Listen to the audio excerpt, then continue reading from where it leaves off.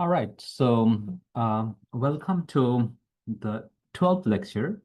So today we'll be starting a very important topic, which is the Rao-Cramér lower bound and efficiency. We'll be studying some properties of the estimator, the maximum likelihood estimator, and we'll show that there is a certain condition of the lower bound of the variance. So let's get started.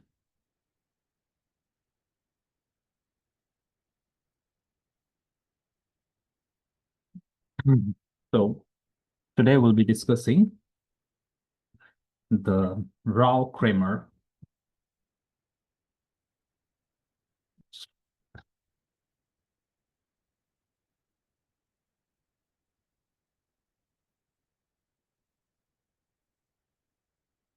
Rao-Cramér lower bound, and then we'll study the efficiency of the estimation. So that is the second part.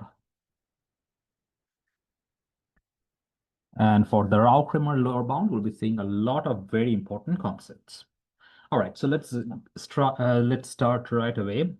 So last time what we did is we have random variable x with PDF f of x theta, where this theta is the known parameter that belongs to some space omega, right? So let's see. What we want for this section as well is like in the last section. So we'll like this omega to be an open interval. So omega is an open interval.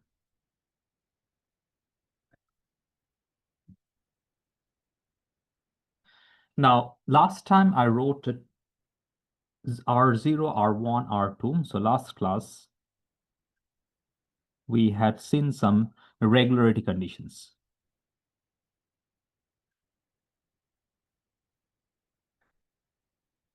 And we mentioned those as R0, R1, and R2. I'll not rewrite it. You can go back and check the previous lecture and you can find those. Today we'll be assuming a couple of more. So here is an assumption, which we'll call as a more regularity conditions.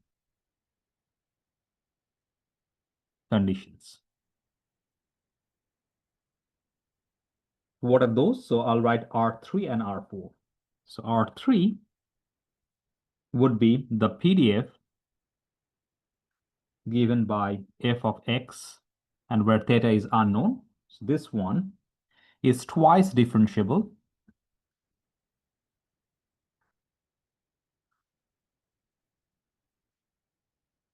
as a function of theta.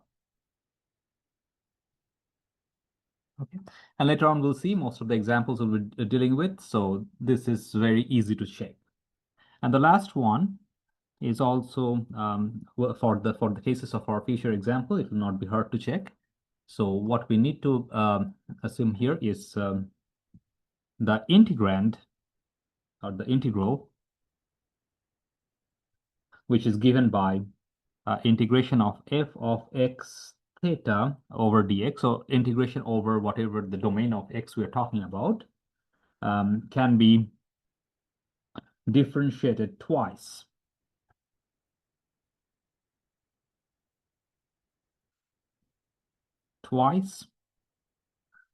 Under the integral sign.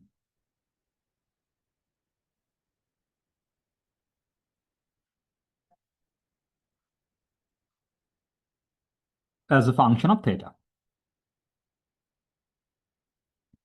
Okay, so this function can be differentiated twice under integral sign as a function of theta. Okay. So these two are our regularity assumptions, additional regularity assumptions. Okay, now with this, let's proceed.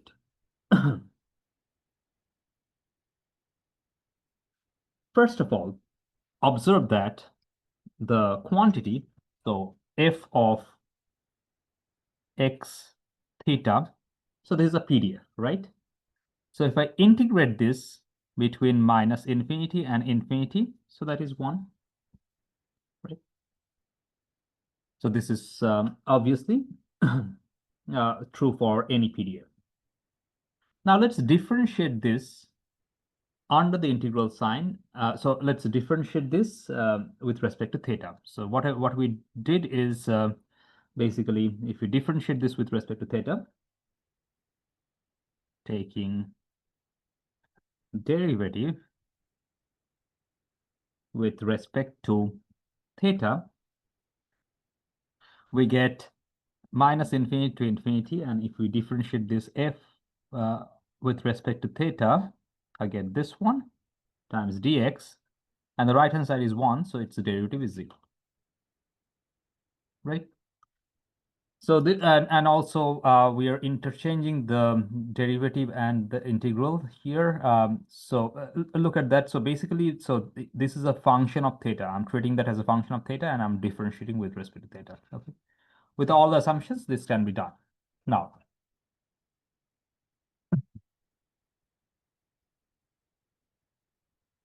the expression on the left hand side, what we have is the following. So basically, we have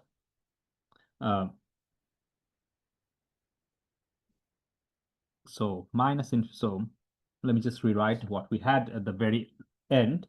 So minus infinity to infinity df x theta d theta dx equals to 0, right? So this is the last statement we have. I'm just rewriting. Now, can I write this in the following way? So I want to write this in the following way, that I want to write this in a particular format. So I'll write dfx. So let's write d theta. So I'm just writing this part. And then I'll be dividing by f of x theta and multiplying with f of x theta dx. So I just divide it and multiply by this quantity and write 0. Okay. Now let's look at this one. So basically, if I'm thinking this is a function of x, and this is the PDF, this is the PDF of x, right? And hence, this is nothing but the expected value. So a function times the PDF's dx, that means what we really have is expected value of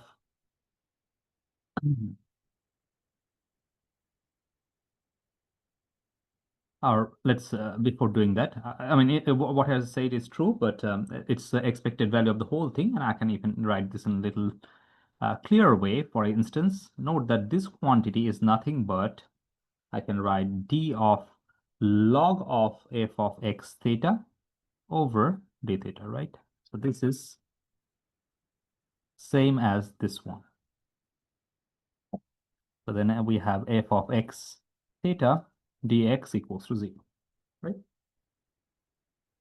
And now what I was about to write, this is the expected value of this quantity. So expected value of d of log of f of x theta over d theta, that is going to be equal to 0. So this is a very important relation. That's the first one. Okay. So the expected value of this quantity, the log of, the derivative with respect to theta of log of f of x theta is 0. Okay. Now, let's see. Let's proceed further with this computation. The way to do it is let's label this equation, what we have here, before we obtain this nice relation in terms of expectation. Let's call this 1. Let's differentiate 1 with respect to theta again. Okay. So differentiate 1 with respect to theta one more time. So then what do we have? So basically, if I have, so it's a product of two functions, right? So we have this one multiplied by this one. So the product rule. So I have first, let's differentiate the first function. So it's minus infinity to infinity.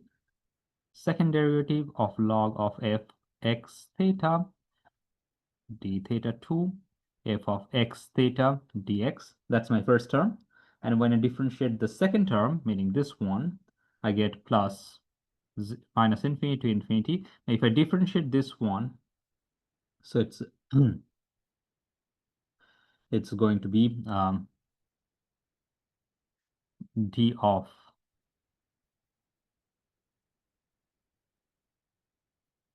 log of f of x theta d theta times df of x theta d theta dx equals 0, right? Now observe that I can write this one again, just as we have done before. So this means we have minus infinity to infinity, the second derivative of f of x theta plus d of theta 2 x theta. I'm just copying the first term. And this one, once again, I can write this as log of f of x theta. Once again, I'm copying the first term, but the second term, what I'm going to do is I'm writing a squared. So I'm taking this, I'm writing this as log. So basically, if I differentiate, note this. So if I differentiate log of f d theta, what I really end up with is 1 over f of x theta d of f of x theta over d of theta. So I really need this part, right? So I really need this one. So basically I have to multiply by f of x theta dx equals 0. Does it make sense? So basically I'm just here I'm using this term as one of these partials for the log times fx.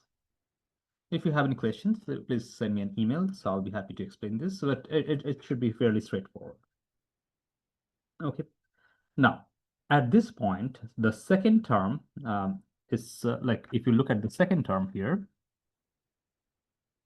it's also some sort of expectation, right?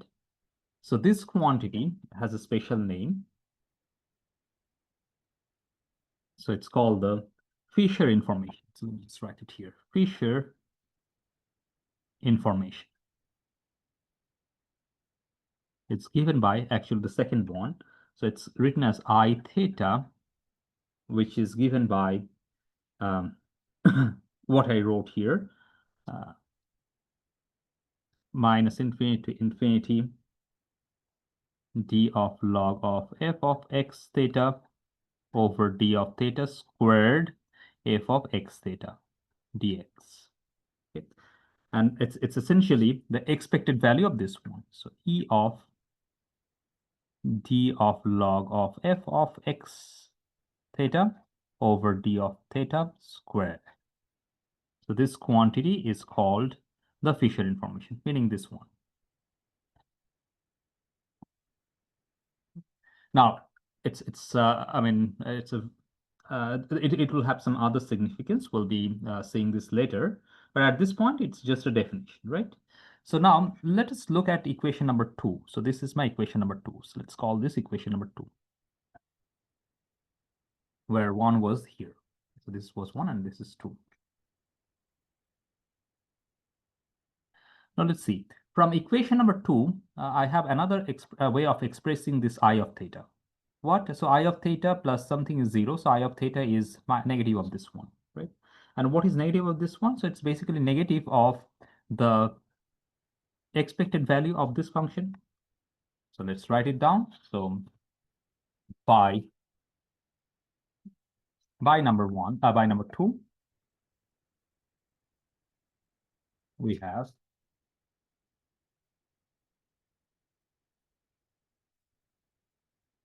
by 2, I can write I of theta is equal to minus. So this is what you can check, what we already have.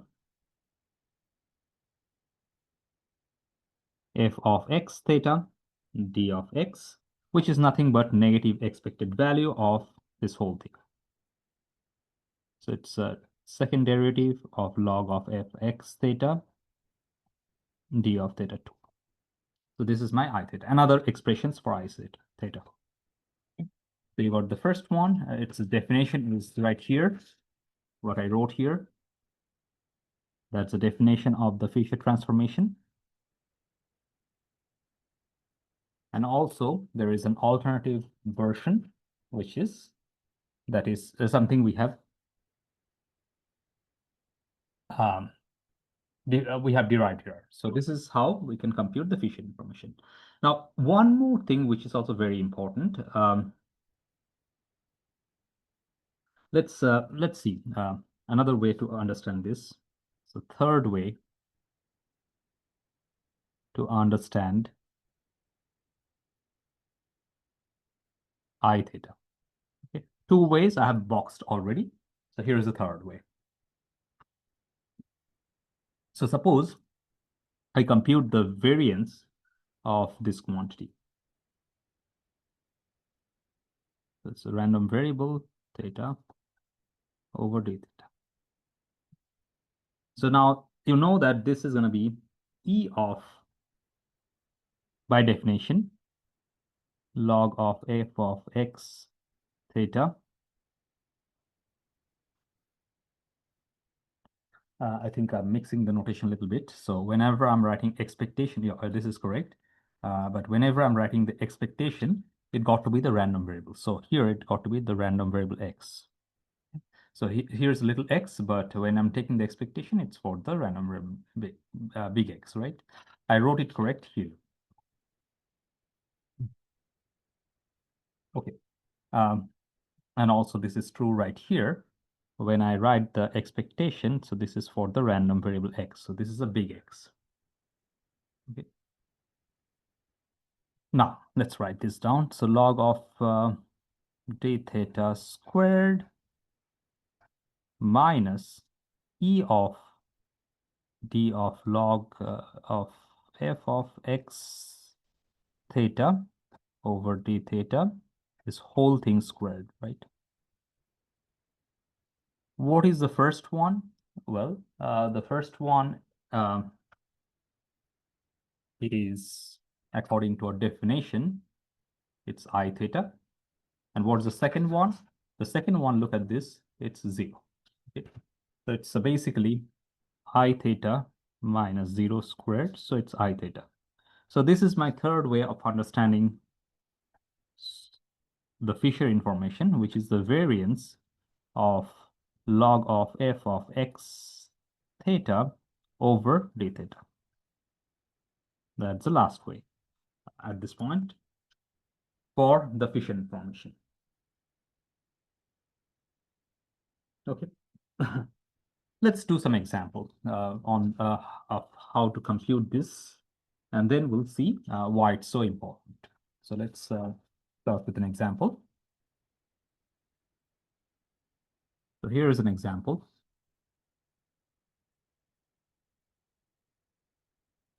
So what we need is, so let x be a Bernoulli random variable with say probability of success theta. So theta is the estimate. Remember, we are trying to deal with the maximum likelihood estimator. So we are writing this p as theta because which is unknown.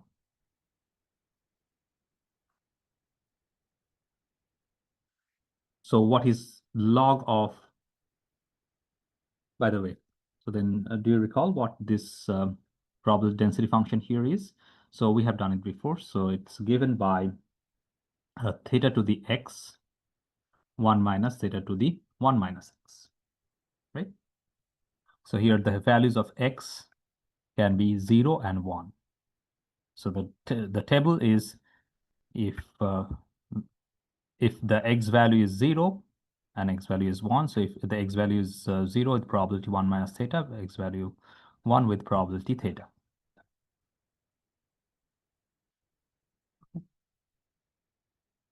All right. So this is my PDF for the Bernoulli case. It's really I mean, yeah. Now what do you have? So basically, if I have, I mean, really speaking, it's a probability mass function. It's not really a probability density function. So let's take the log of f of x theta, which is x log of theta plus 1 minus x log of 1 minus theta, right? Differentiate that with respect to theta. So d of x theta, d of theta, I'm differentiating with respect to theta. So it's going to be x over theta minus, so this is 1 minus x over 1 minus theta, negative sign because I'm differentiating 1 over theta, log of 1 minus theta, which is 1 over 1 minus theta times minus 1, which is this is the negative 1. Similarly, if I differentiate this one more time, log of f of x theta, and then the second derivative, it's going to be minus x over theta squared. And then if I differentiate this again, so it becomes, first becomes plus, so 1 minus x, 1 minus theta squared, and then we have a negative sign here. Okay. So these are the two derivatives, right? So basically, let me just simplify this. It's x over theta squared minus 1 minus x over 1 minus theta squared. Now, what is the Fisher information? So Fisher information can be computed in various different ways. So one of those ways is to implement this formula. So the second thing that I wrote, so it's expected value, negative expected value of the second derivative. So hence, I theta, remember that when I'm writing the expected minus e, and then I'm using the second formula that I wrote, so which is the second derivative of the log of f of capital X theta over this one, right? So all I have to do, I have to replace this little x by capital X, because now I'm talking about the expectation. So this is for the PDF, and now I'm going to the expectation. So it's going to be minus e. So this is minus capital X over theta squared minus 1 minus capital X over 1 minus theta squared, right?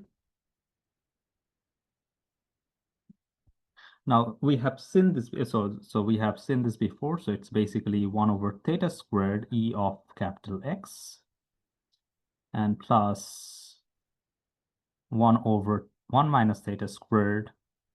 So the expected value of 1 is 1, and this is e of x. Now we have seen before that e of x in this case, and you can see it from here, e of x is theta. Okay. So let's replace it here. So it's going to be theta over theta squared plus 1 minus theta over 1 minus theta squared.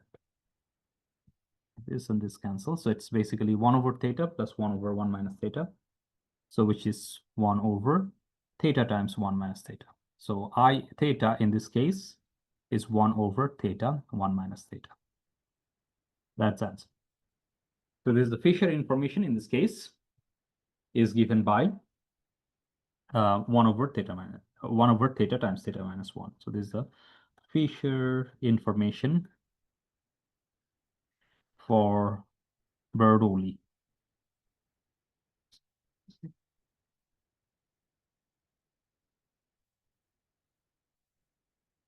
All right. So now there are, I mean, many other ways of computing this. So we'll not even talk about all the ways, but instead, since we are dealing with the Fisher information, let me just do one more problem before we move on. But before doing that, let's realize that what we have discussed here is for a sample like a sample of size 1, right? Because we didn't consider more PDF like probability density functions, because more PDFs. So it's for sample size 1, right? Sample of size 1. So I have just 1, right? So, and log likelihood function and everything is based on 1 sample. So first, let's generalize this for another sample, and then probably we can talk about some more problems. So let's do it, and it's very easy to generalize. So here, we'll talk about so the question to consider is, what about a sample of size n? how can we understand the efficient information in that case? Okay. So let's consider, say, x1, x2, xn is a random sample having PDF f of x theta.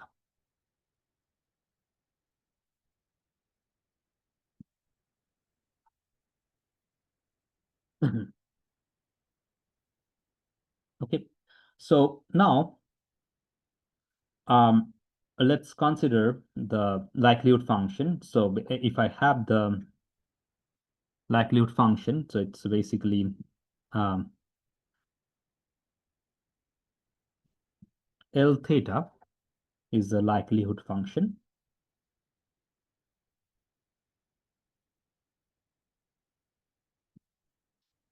Then if I differentiate this d of L theta with respect to d of theta, remember what is a likelihood function? Is the product of all the probability density functions. So it's basically d of I'll differentiate a product of I from 1 to n theta, right? Now, when I differentiate this, I'll differentiate one function at a time. So what I'll end up with is it's a summation.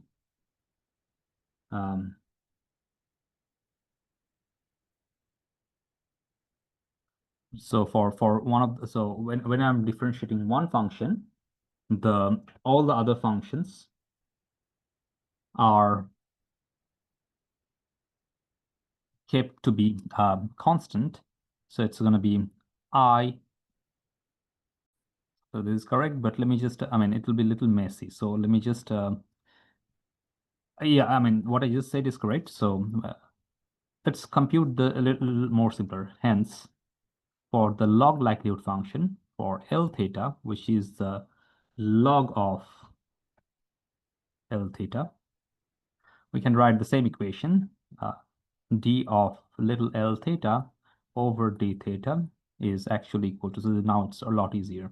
So basically it's a log likelihood function. So basically I'm differentiating the sum, like this, when I take the log, it becomes a sum I from 1 to n log of f of xi theta, right?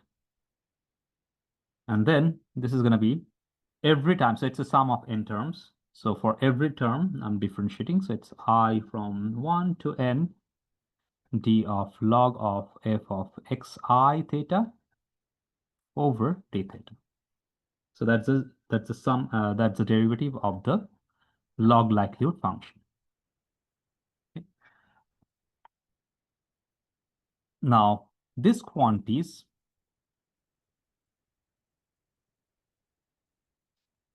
so these are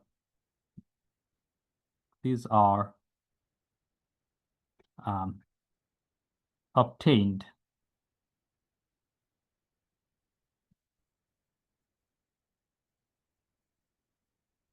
from IIDs.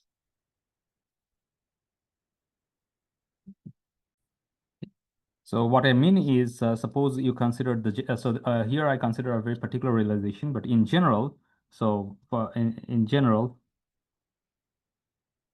once I consider the general random variable like so dl theta d theta without the realization. So here x1, x2, little x1, little x2, all those are realizations. But here, in general, if I consider those random variables, it becomes log of f of big xi theta, d theta. So these are IIDs, right? And hence, so these are a bunch of IIDs. Consequently, what is the variance of this one? So variance of this quantity dl theta over d theta. So these are IIDs, so they're independent. So basically, I've taken the sum of all this, right? So there are n identical, so it's n times the variance of d of log of f of x, anything, x1 theta over d theta. They are IIDs, right? Consequently, that is a quantity. Now, so this is for this is the information for variance of this one, and look at something we obtained before. For one sample case, so this quantity is exactly the Fisher information, right? So this is nothing but n times I theta. So where I theta is the one sample Fisher information. Okay, so here's the conclusion. Therefore, the conclusion summary, the information, by that I mean the Fisher information, in a random sample of size n is equal to the n times the Fisher information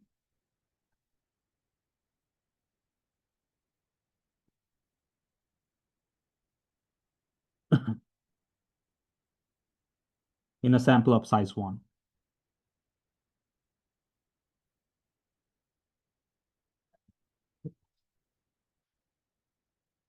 And a quick example, follow-up example, since we have done the Bernoulli, say for binomial. So if I have, say, I'm thinking this x1, x2,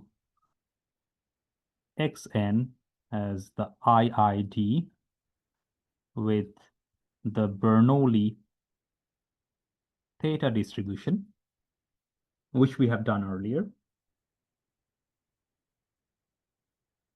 For random sample of size n as above, this setting. The Fisher information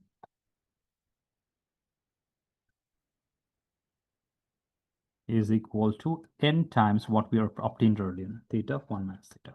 Okay, so 1 over theta 1 minus theta is something we obtained earlier. I'm multiplying that with n. So that is for the case of a random sample. Samples are taken from Bernoulli distribution, in Bernoulli distribution. Okay. All right. Okay, so let's consider this very famous result. Let me just write this as theorem. Theorem, which is called the Rao-Cramér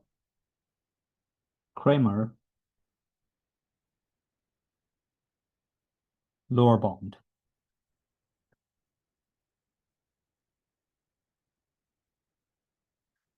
It's something very simple. It's let me just write it down.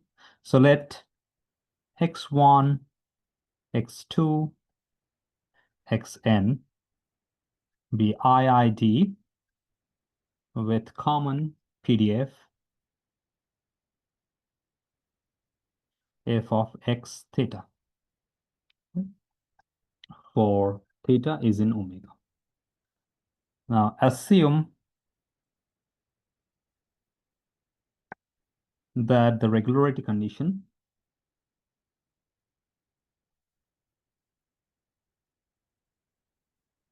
conditions, three conditions from the last class, R0, R1, R2, and two conditions that I've mentioned today, R3 and R4. So sorry, 4. So the total 5 regularity conditions, 4 mentioned in last class plus today. Okay, so these are satisfied. It's hold. Okay. So now let's consider a random variable y, which is the function u of those samples.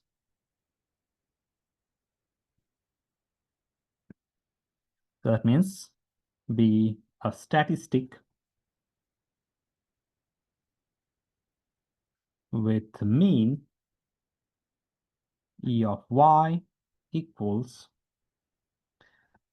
of course, it's U of y x1, x2, xn. And well, let's, for the interest of our notation, let's call it k theta. So what is k theta? So that is the expected value of y. Now here's a beautiful result. Then it's very simple. Variance of y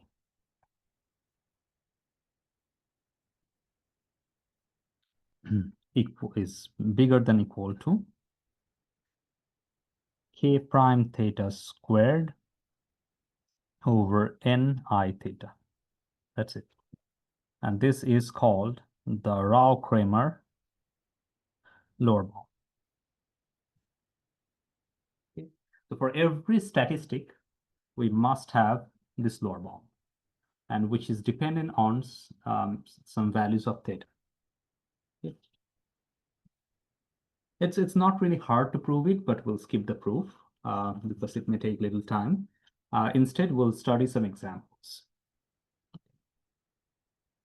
I would definitely encourage you to read the proof because it's not at all hard. At the same time, it's very nice. Okay. Now here is a corollary for this result.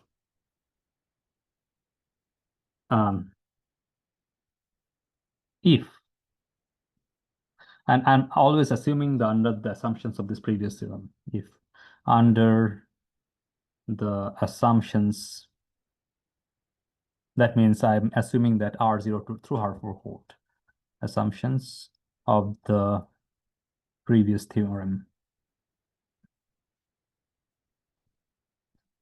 If under the assumptions of previous theorem, this y, this test statistic y equals to u x1, x2, xn is an unbiased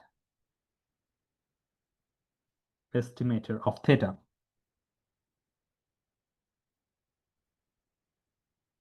So that means E of y is theta, right? And what is E of y? That's our, according to notation, it's k theta. So that is k theta equals to theta. And then this Rao-Cramér lower bound becomes VRY. So k theta is theta. So k prime theta is 1. That's bigger than equal to 1 over ni theta. So this is true provided the estimator that we're considering is unbiased. Okay.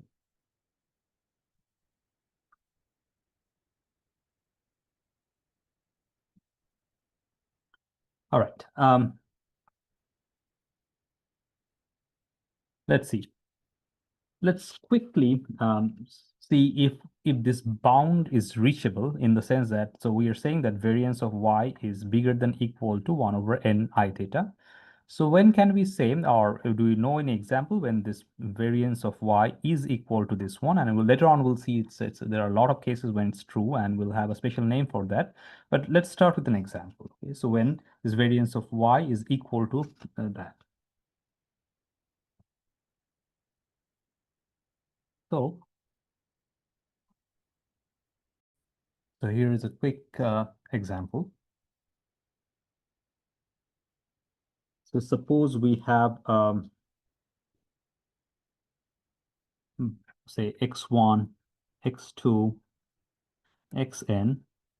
Those are IID with Bernoulli parameter theta. Now let's see. We have already done a lot in this case. We have seen that we know from previous classes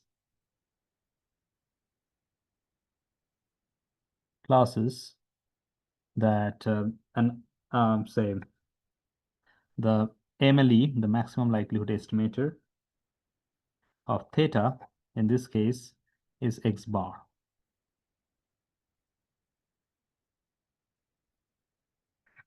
right?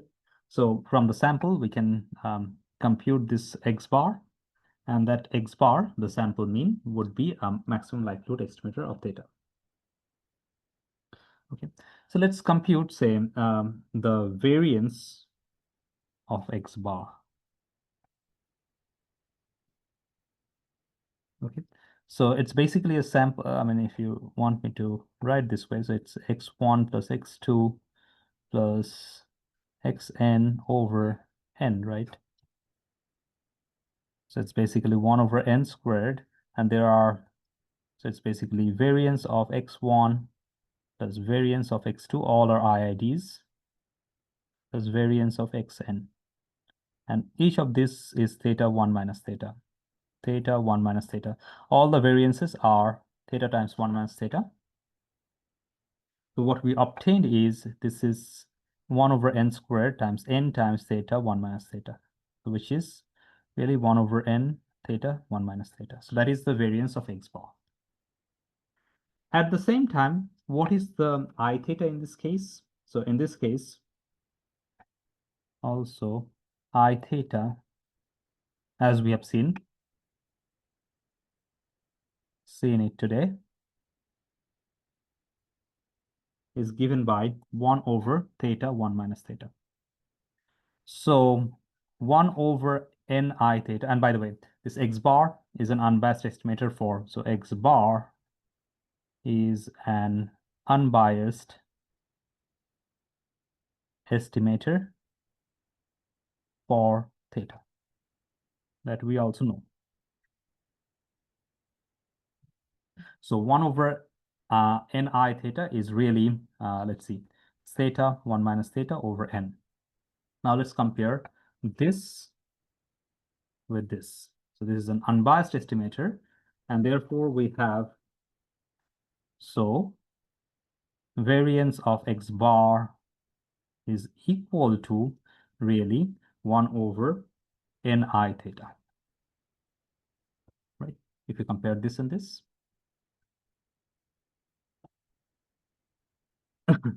So the variance of the MLE for theta, which is X bar, attains the Rao-Cramér lower bound. Okay. So there's a quick example that shows that the variance of the maximum likelihood function, maximum likelihood estimator for theta, for the case of Bernoulli, it attains the Rao-Cramér lower bound. Now it turns out that this is not just a single example. There are many estimators which satisfy this property. In fact, if we have this property, we say that it is estimated to be an efficient estimator. So let's write the definition of an efficient estimator. So it's basically very simple. It says that if an estimator satisfies the lower bound of the Rao-Cramér inequality. Down. Definition.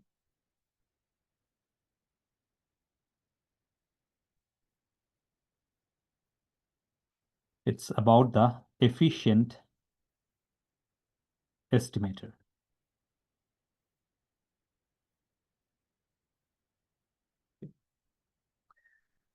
Let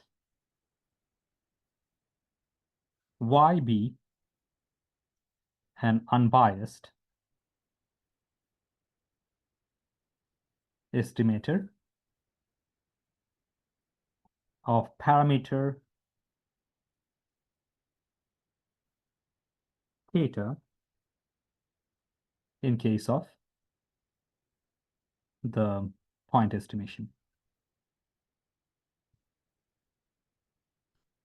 The statistic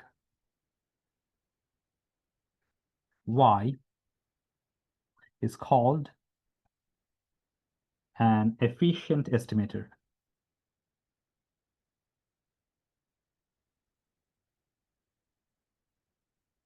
Okay. So here's the definition estimator, efficient estimator of theta. If and only if the variance of y attains the Rao-Cramér lower bound.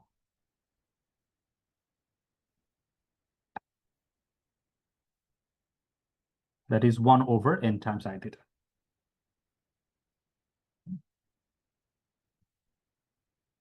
And also, since we are discussing this, let me just write one more definition and I'll show you later on an example on that too. So here's the definition. By the way, one more thing before I forget. So an efficient estimator, in order to be an efficient estimator, you must take an unbiased estimator. Okay. So we must have an unbiased estimator in order to call that an efficient. Now another definition, it's about the efficiency. Efficiency. Okay. It goes like this. In cases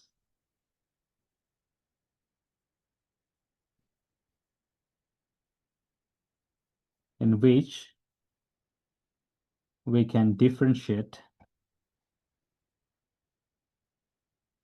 with respect to a parameter under the integral sign, under an integral sign,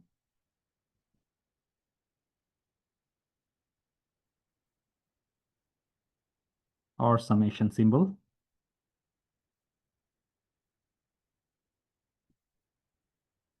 the ratio of Rao-Cramér lower bound to the actual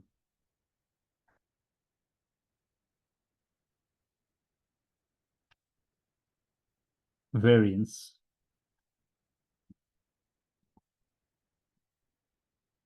of any unbiased estimator of parameter is called the efficiency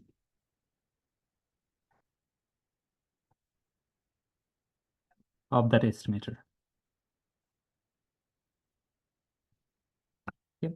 It looks a lot of word, but we'll see that it's not really very hard to understand. And actually, we'll be showing an example. It's basically the actual variance, the ratio of the lower bound, which is 1. So basically, what we're trying to compute is 1 over ni theta. We divide it by the actual variance, whatever we're talking about, say variance of y. So this is called the efficiency for an unbiased estimator.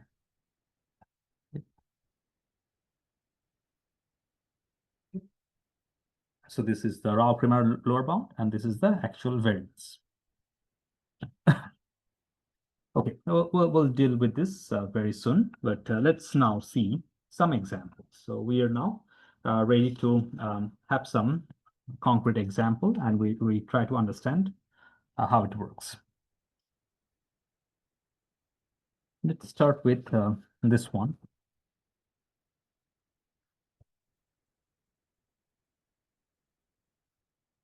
Suppose we are considering the Poisson distribution. So Poisson, and with parameter equals to theta distribution.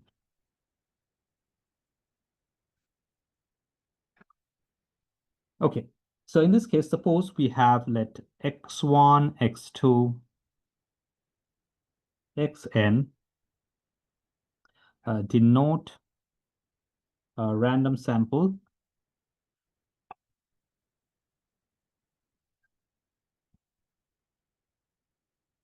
from a Poisson distribution that has the mean, so theta is the mean. Okay, so we already know, so that x bar, the sample mean, is the maximum likelihood estimator of theta. Right? So we have done it many times. I think it was a problem in your exam. And we have done that. Okay. Now, let's compute.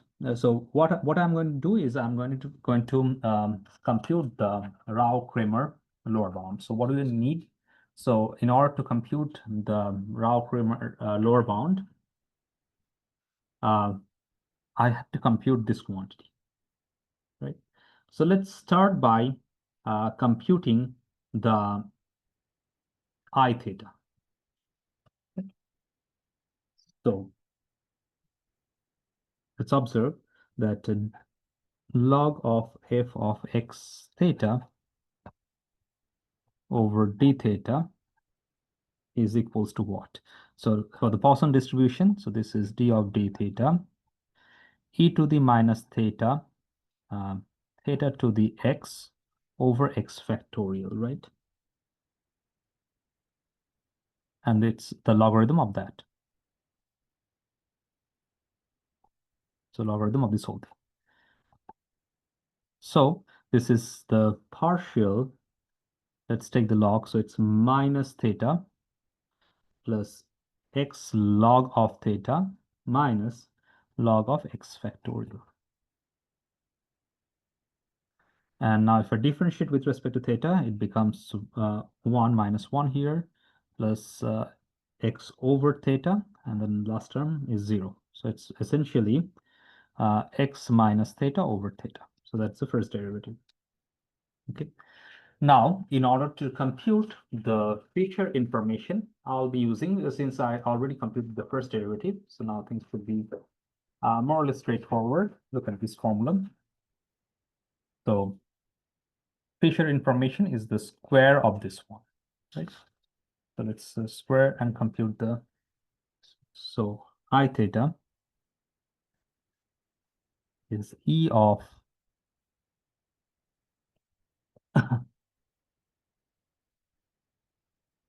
log of f of x theta over d theta squared, right? So all I have to do, I have to replace this little x by big X. So it's E of, in our case, it's big X minus theta over theta squared, right? Now let's see, theta squared is pulled out. So it's E of x minus theta squared. And what is that? So basically, this is the variance of, so this is, remember, this is the E of x. So this is nothing but the variance of x. Right? So where x is taken from a Poisson distribution. So it's 1 over theta squared, and then variance of x. X follows Poisson with parameter theta.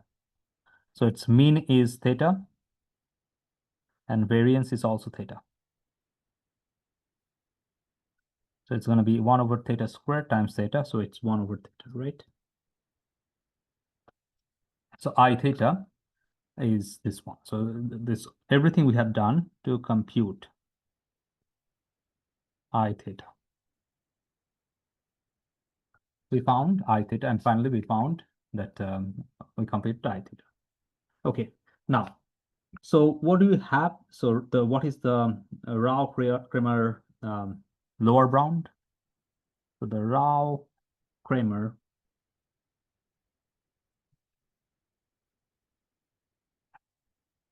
sure I put the accent side in the wrong place. It's Cramér lower bound. In this case, for x bar is given by the way, x bar is, all, of course, we know it's an unbiased estimator of theta. So that is, so note, we already know E of x bar is theta. So x bar is an unbiased estimator of theta. Okay, so now let's compute the Rao-Cramér lower bound. So which is for the case of the unbiased estimator, it's going to be 1 over ni theta, right? And I theta is 1 over theta. So it's basically theta over n.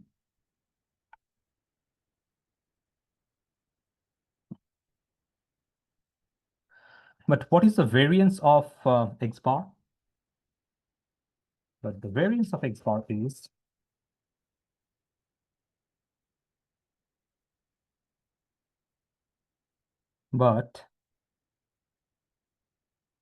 variance of x bar is what? So it's basically variance of x1 plus x2 plus xn over n.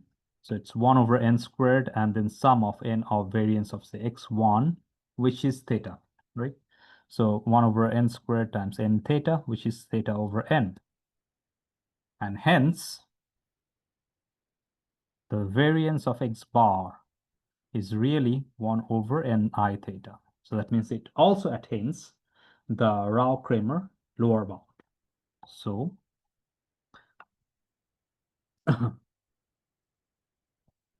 the variance of x bar, which is the maximum likelihood estimator of theta, attains the Rao-Cramér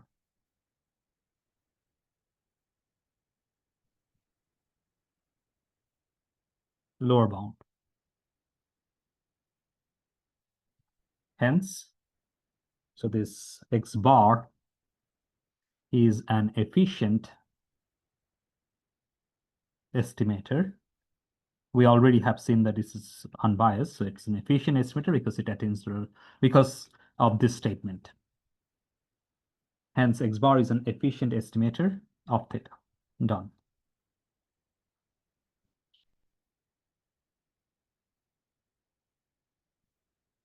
Okay. All right. Let's do a couple of more examples. Suppose we are considering, say, sample.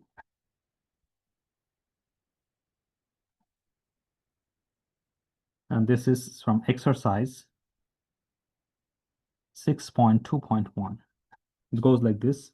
Prove that x bar, the mean of a random sample,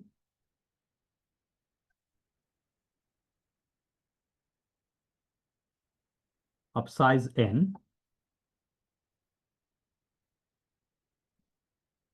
from a distribution that is normal with mean theta and variance sigma squared,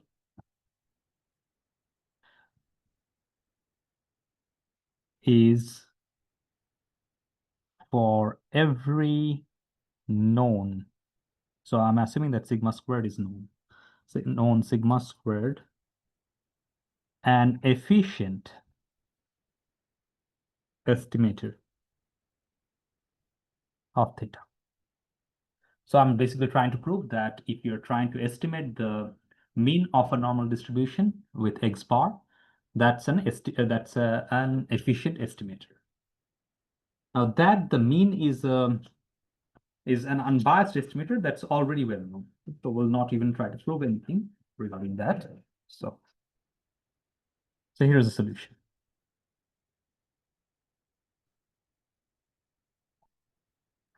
So here it goes. Let's compute the, so what is the probability density function? So we have mean theta and variance sigma squared. Sigma squared of 2 pi e to the minus 1/2 x minus theta over 2 theta over sigma squared. So that is the probability density function. So what is the log of f of x theta? So let's see. So let's take this carefully. So it's basically minus log of sigma square root of 2 pi plus we have exponential terms, so it's minus x minus theta squared over 2 sigma squared, right? So sigma squared and 2. Let's differentiate that with respect to theta, which is going to be, so this term does not see theta, so only this term has theta. So I have, if I differentiate this, it's minus 2x minus theta squared over 2 sigma square and then minus 1. So then it becomes essentially x, sorry, not squared, x minus theta, 2 and 2 cancels, negative, negative, positive. So it's x minus theta over sigma squared. So it's second derivative. Again, you can even compute it from here, but I think in this case for the second derivative is much, much easier. So please use your own judgment on that one. So here it's basically minus 1 over sigma squared, right? So I theta, I'm using now one of the other versions that I could have easily used this version, but since here the second derivative is much simpler, so I'll be using another version. I'm trying to find a piece of paper. It's right here. I'm trying to use this version. So I theta is minus e of, I have to change this to the capital X theta squared. So it doesn't matter here, it's just 1 over sigma squared, right? So it's minus e of sigma squared, so it's 1 over sigma squared. So that's my I theta, right? So then by the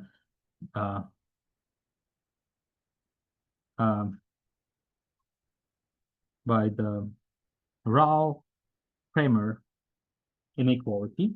So if you're using the Rao-Cramér lower bound,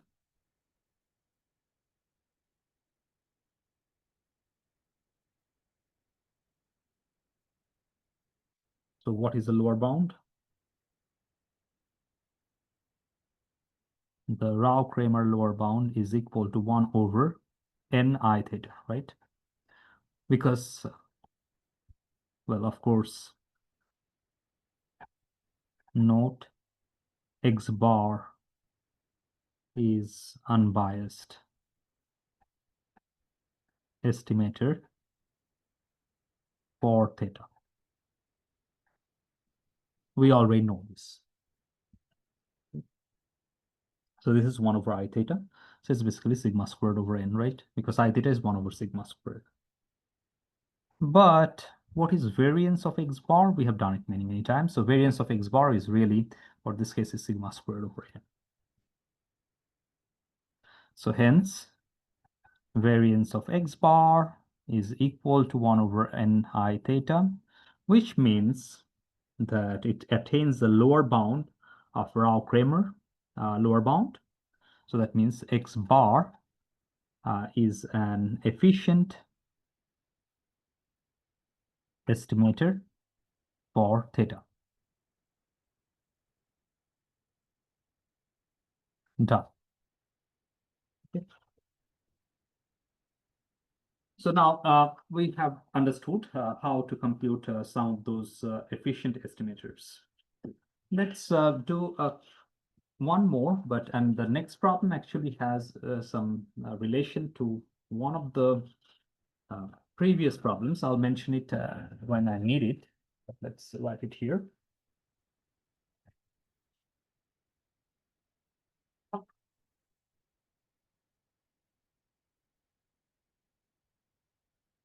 It goes like this. And here is an example. Suppose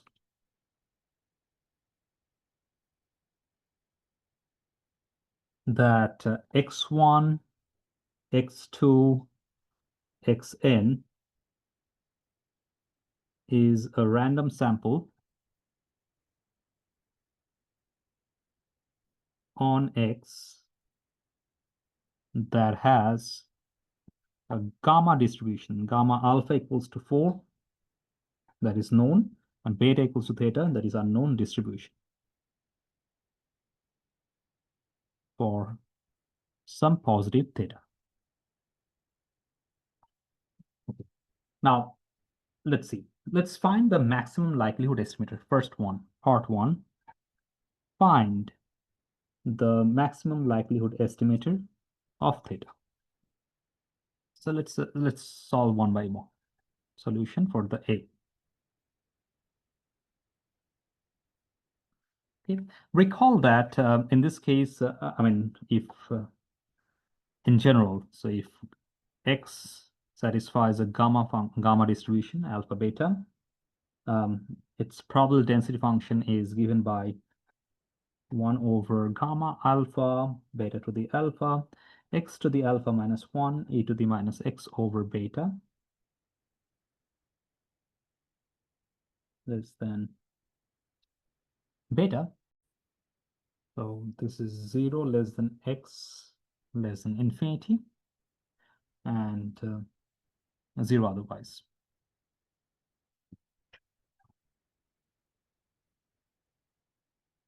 So that is the gamma distribution, which we discussed in the very first class. All right, so let's see. So what is so in our case, alpha is given to be 4, beta is given to be theta. So let's consider the L of theta, which is the log likelihood function, which is given by summation I from 1 to n log of f of xi theta. Right? So I have to just take the logarithm of this one. So let's see. And my alpha is 4, beta is theta. I'll just make a note of it. So it's I from 1 to n. So when I take the logarithm, so it becomes minus log 4, minus log of gamma 4, then minus 4 log of theta. I'm taking the log of this two. Now this one, this one. So alpha is 4, and so this is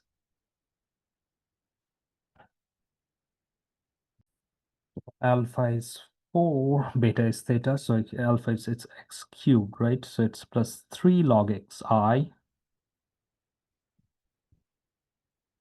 and then minus xi over beta is theta. So that's what you get. So therefore L prime of theta, so dl d theta.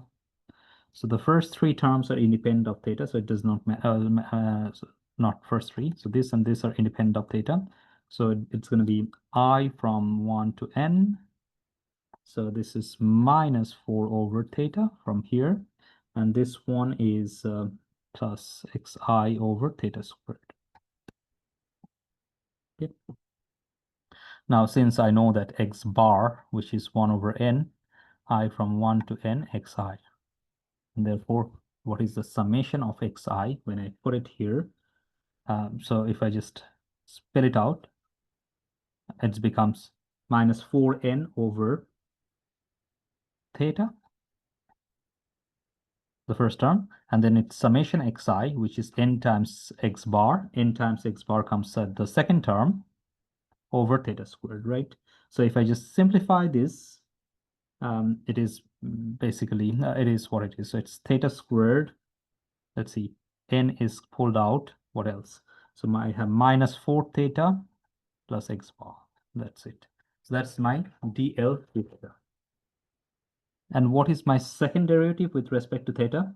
So it's basically, if I do it from here, d2l theta, d theta 2. If I did it from here, summation I from 1 to n, it's 4 over theta squared, and then minus 2xi over theta cubed. That's it. So we found all the derivatives, and now let's set this dl d theta equals to 0. So dl d theta equals to 0 gives, of course, it gives me minus 4 theta plus x bar equals to 0. So x bar equals 4 theta. So that means theta, which I'm trying to find, is x bar over 4.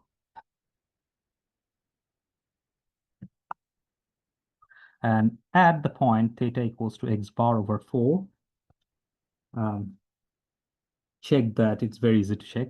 So d2l theta dl theta 2 is less than 0. Check it. Yeah, it's super easy. Basically, we have the expression and you just plug it there. Okay, so hence the maximum likelihood estimator of theta is, remember that whenever we are drawing the estimator, I have to change this to a random variable. So it's for a realization. So if I'm writing the estimator, it's x bar, capital X bar. This is the realization. That's why small x bar over 4. So that is the maximum likelihood estimator. Okay. And that answers the first part of the question. So the first part says that for this particular x1, x2, xn, where this x, where they're from a sample of gamma distribution and gamma with alpha equals to 4, beta equals to theta. Okay. By the way, since it will be useful for the next one, but since I wrote it here, so gamma, if it follows, we know that its expected value is alpha beta, and its variance is alpha beta square. It's known. Okay. Again, I refer you to the first lecture, right? So this is the first one. Second part. Now this part, if you're trying to see, I mean, where we used the Rao-Cramér inequality and anything, we didn't do it yet. So we'll be writing it here. So here, find the Fisher transform or Fisher information, I theta in this case. Okay, so here is a solution.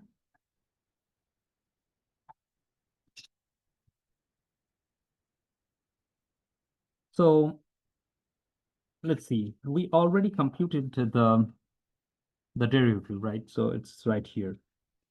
Let's take it up.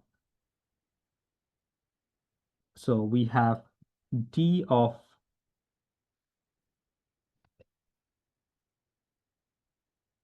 we found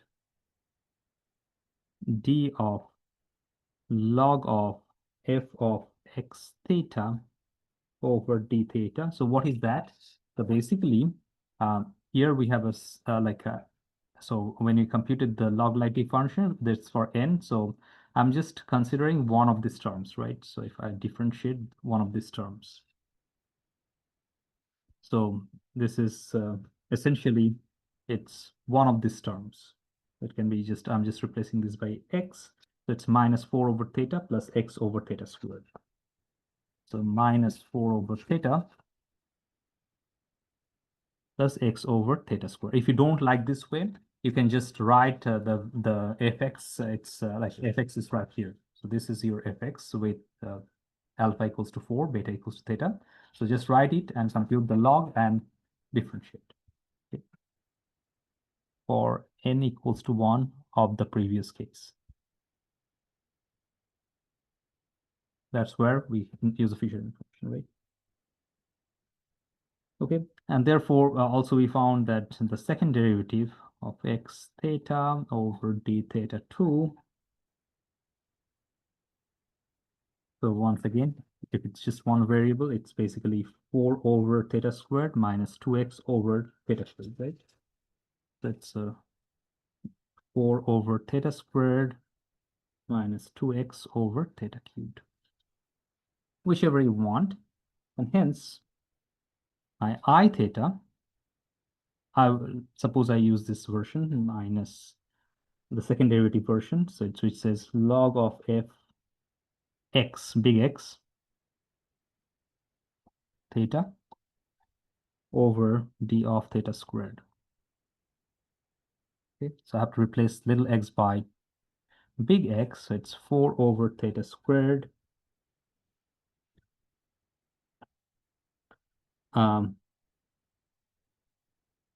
minus 2 of big X over theta cube, right? So what we have is really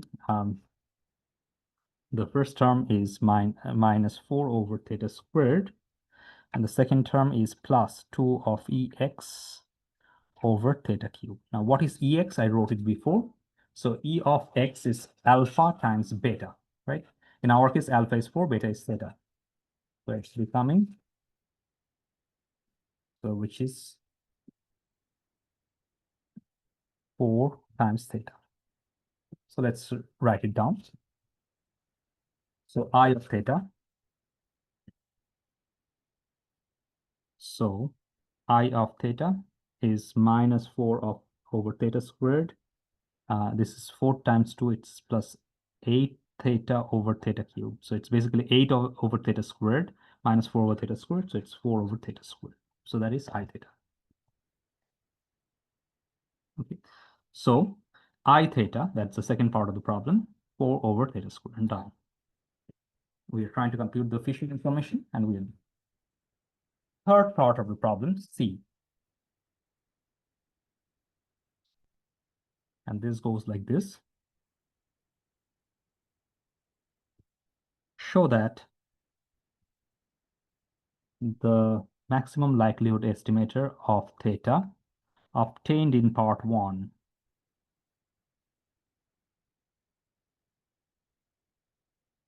which is, so what we obtained is it's X bar over 4,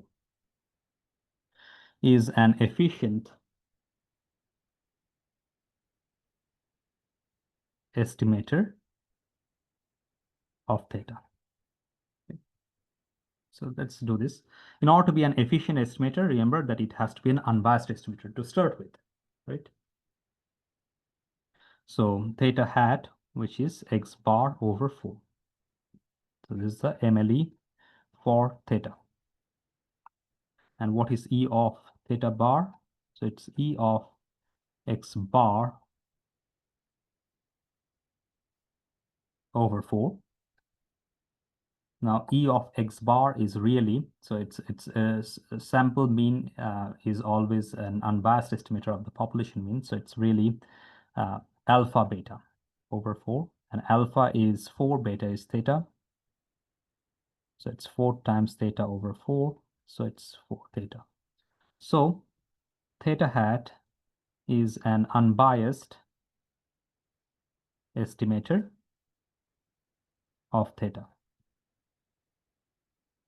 The maximum likelihood estimator is an unbiased estimator. That's what we found. Now let's compute the variance of X bar. So variance of what we found, theta hat. What are we trying to show? We are trying to show that this is actually hitting the lower bound of the Rao-Cramér lower bound inequality. So it's basically we're trying to show that this is going to be 1 over n times I theta. Okay. So this is really variance of X bar over 4, which is really 1 over 16 variance of X bar. If I pull out that 4, now what is the variance of X bar?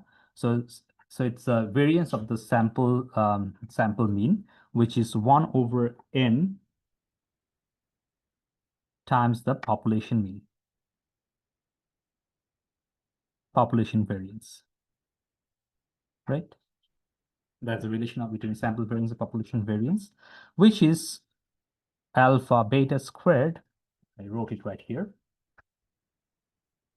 Alpha beta squared over n, with alpha equals to 4, beta equals to theta squared. This becomes this one.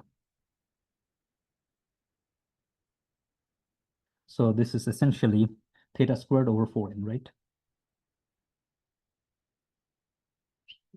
So that is the variance of that. Okay. Now, what is the lower bound? So for the lower bound, what do we have?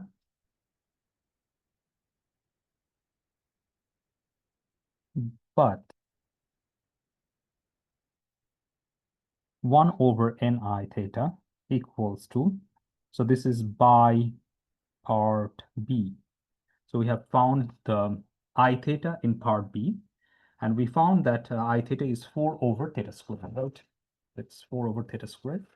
So it's going to be 1 over n times 4 over theta squared, so which is theta squared over 4n. Now let's look at this one and this one. And hence we found,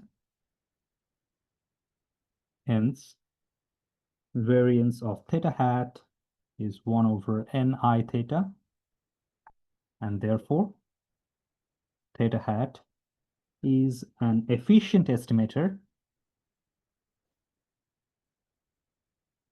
of theta. Done.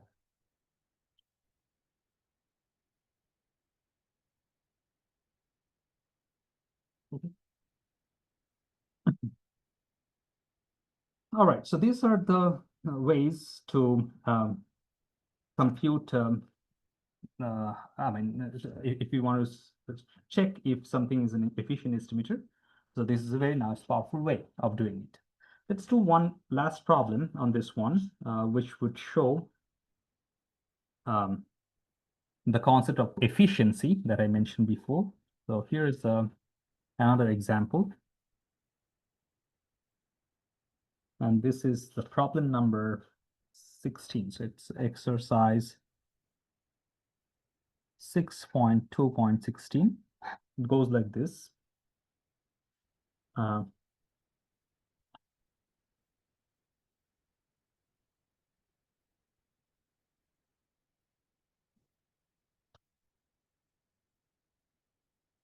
Let S squared be the sample variance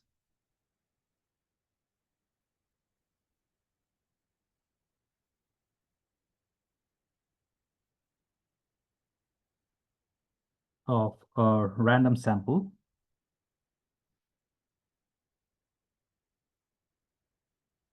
of size n from a normal distribution with parameter. Now mu is known and theta, which is the variance, is unknown. 0 less than theta less than mu, infinity, where somehow we know the mean, where mu is known.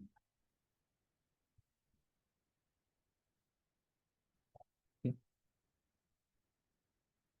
We know, again, we know that the sample variance is an unbiased estimator of the population variance, so it's theta.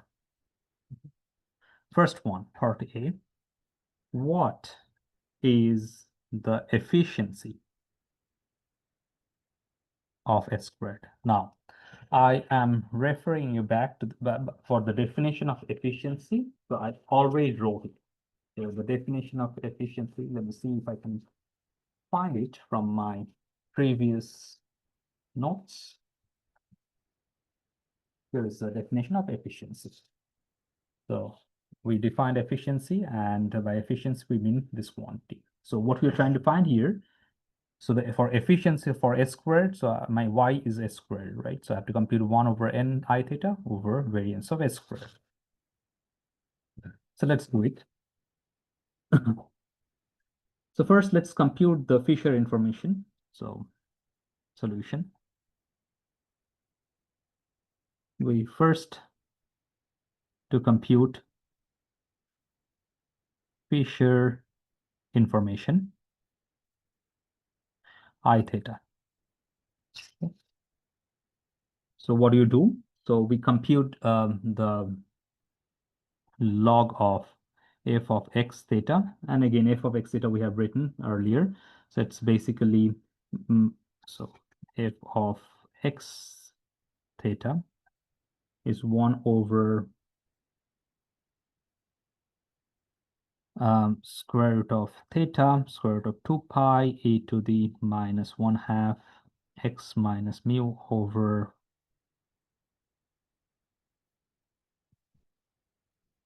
square root of theta squared. So that is the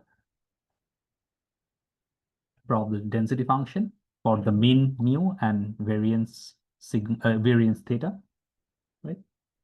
if I now we have a square root over 2 pi and theta, so it becomes minus 1/2 log of 2 pi theta.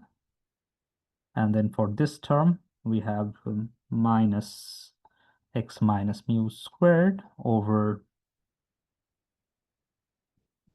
2 theta. Square root of theta squared is theta. Right? So the derivative of this quantity with respect to theta is minus 1 over 2 theta plus x minus mu over mu squared over 2 theta squared. And the second derivative, x theta over second derivative, is 1 over 2 theta squared minus x minus mu squared over theta cubed, right? You can check, it's very easy. That's just a differentiation. Now at this point, I can compute the Fisher information. So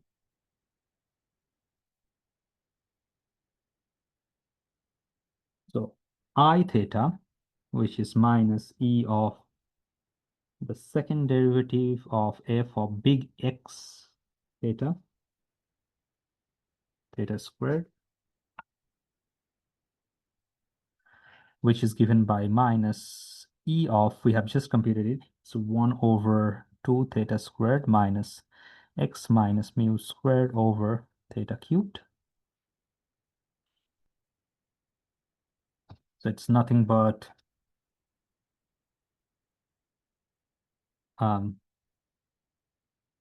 minus 1 over 2 theta squared plus e of x minus mu squared over theta cubed, right?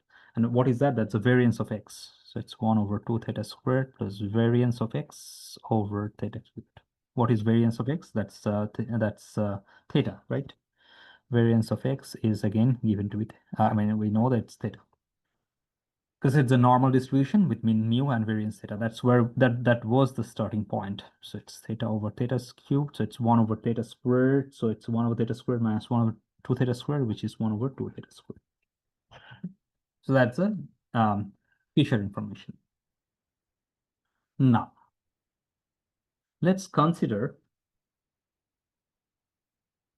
the variance of S squared. Why? Once again, because what we are trying to do, we are trying to compute the efficiency. Right? And efficiency means, in this case, I'm done with computing I theta. So all I have to do, I have to compute variance of S cubed. Now, at this point, I'll refer you to one of the previous theorems. And this previous theorem we have done once again in the first class. Here is an aside. We have seen that it's one of the students' theorem. There are 4 parts of the theorem done in first class. And here is part C. That's the relevant part for today.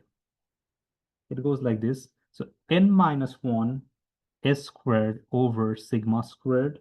It has a chi-square distribution with n minus 1 degrees of freedom.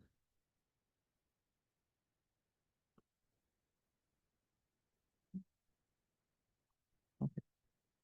So that is something which is known. So what does it mean? So that means variance of n minus 1 over s squared over sigma squared in this case is given by the way, I forgot to mention that it's written in the student's theorem. You can go and check it. So here we have that x1, let me just write it, otherwise it will not make sense. x1, x2 is a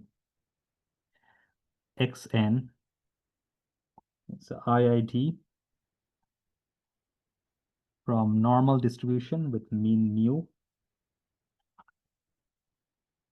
and variance sigma square. In this case, this is a sigma square. Okay? Like this.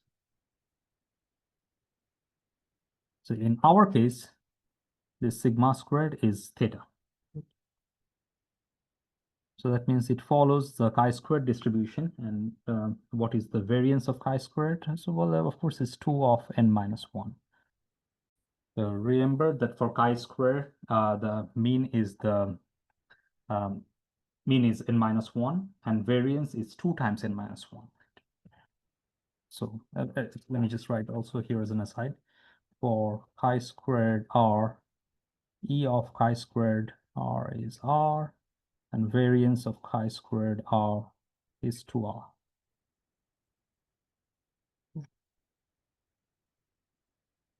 All right. Now we have this relation. So we have this 2 times n minus 1. And from here I can write, therefore, so n minus 1 and theta, I can pull it out. I can write this as n minus 1 squared over theta squared. Variance of s squared is 2n minus 1. So this n minus 1 and n minus 1 sort of cancels. So I end up with the variance of s squared is 2 theta squared over n minus 1. Okay, so we found variance of s squared, and we know I theta. So here, that means here we have I theta is 1 over 2 theta squared. So let's now use this cookbook to construct the efficiency. So efficiency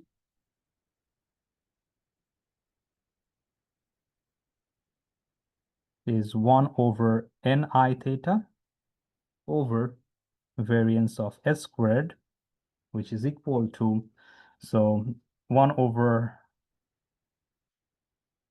n times 2n theta squared over 2 theta squared over n minus 1.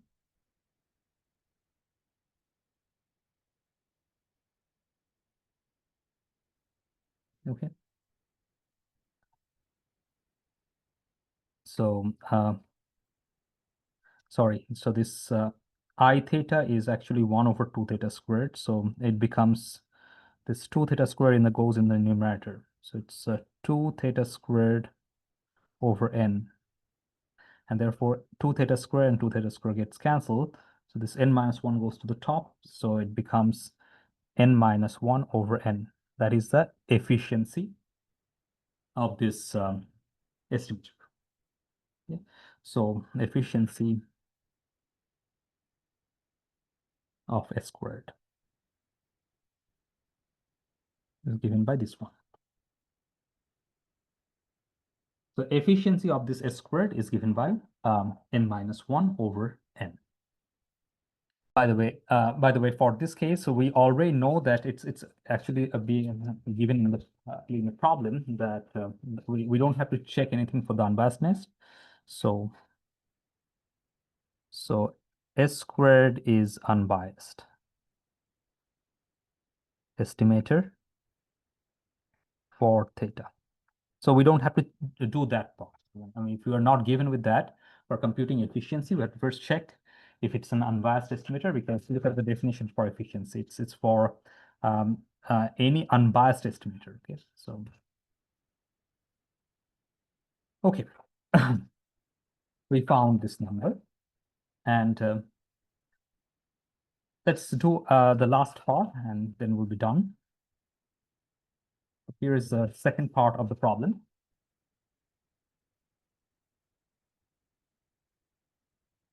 B.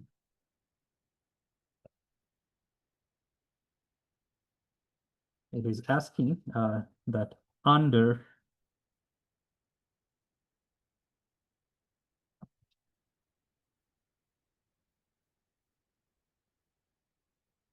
these conditions,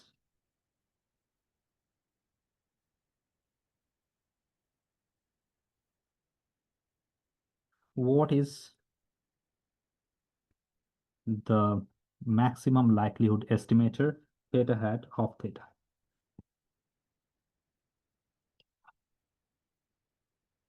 Meaning that given the situation, or given whatever is described in this problem, what is the maximum likelihood estimator theta hat of theta? It's a very easy problem. So here's a solution. So theta hat would be basically the 1 over n, and then so before writing, let me just remind you one aside. So this is something we did before. We found before. Before means in the when we studied the chapter 4 that if X has the normal distribution with mean mu and variance sigma squared, and then the maximum likelihood estimator of sigma squared is given by sigma squared hat is 1 over n I from 1 to n xi minus x bar squared. Okay. And of course, the mu hat is the x bar.